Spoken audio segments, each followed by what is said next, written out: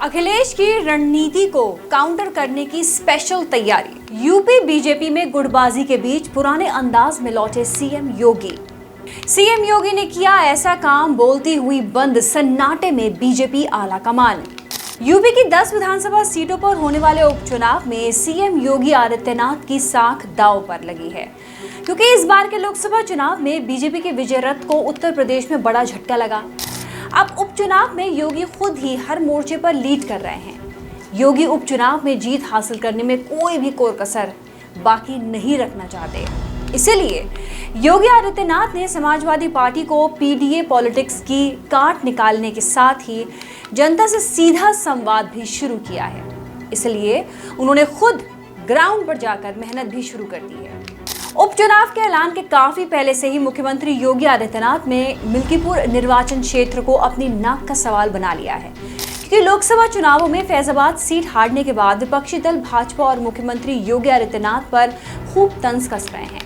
वहीं सपा के लिए भी यूपी में 10 सीटों पर होने वाले उपचुनाव बहुत मायने रखते हैं। दरअसल अखिलेश यादव और उनकी पार्टी ये साबित करना चाहते हैं कि लोकसभा चुनावों में 37 सीटें जीतना कोई तुक्का नहीं था।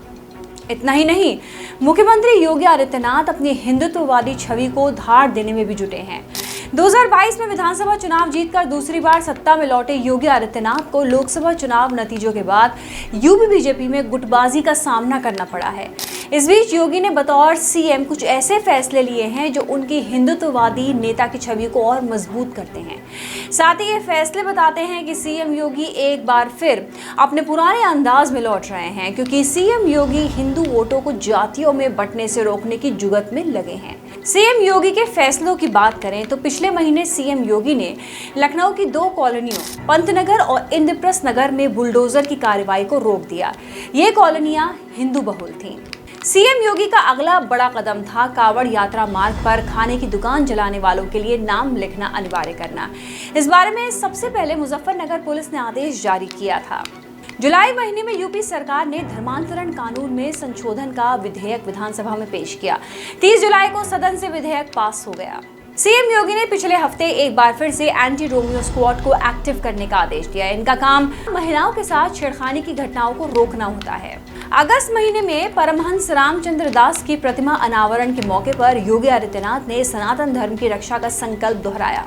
बांग्लादेश संकट पर योगी आदित्यनाथ खुलकर बोल रहे हैं। बीते हफ्ते से योगी आदित्यनाथ बांग्लादेश में हिंदुओं की स्थिति का मुद्दा लगातार उठा रहे हैं।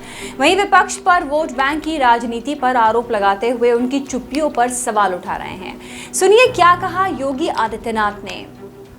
हमें सम और विषम परिस्थिति में कोई हमारे मूल्यों के से डिगा न सकता हो, कोई हमें हमारी भावनाओं के साथ खिलवाड़ न कर सकता हो, यह हम अवश्य प्रयास करें।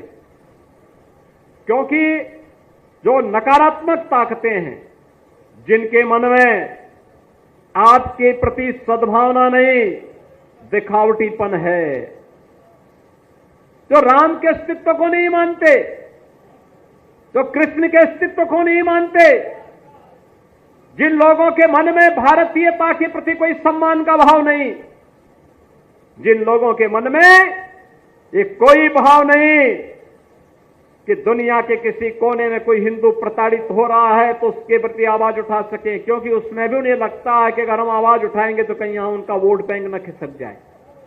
वोट बैंक भी जिनको दुनिया के अंदर होने वाले किसी अत्याचार में वोट बैंक दिखाई देता हो, वो आपके हितैषी कैसे हो सकते हैं। याद रखना, जो बांग्लादेश में हो रहा है, जो चर्चाएं हो रही थी अभी, वहां 90% जो हिंदू बचा है वह दलित समुदाय से है।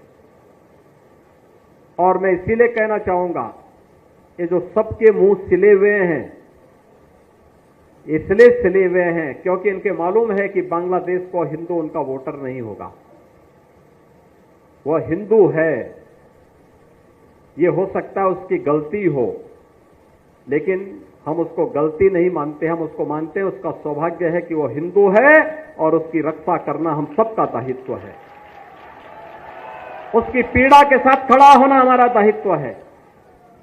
हमारे लिए वह हिंदू है, एक मानव है, एक मानव के नाते उसकी मानवता की रक्षा करना, उसके जीवन को संरक्षण देने के लिए एक आवाज उठाना, ये हमारा दायित्व है। और हम अपने इस दायित्व को निर्वहन जीवन भर करेंगे।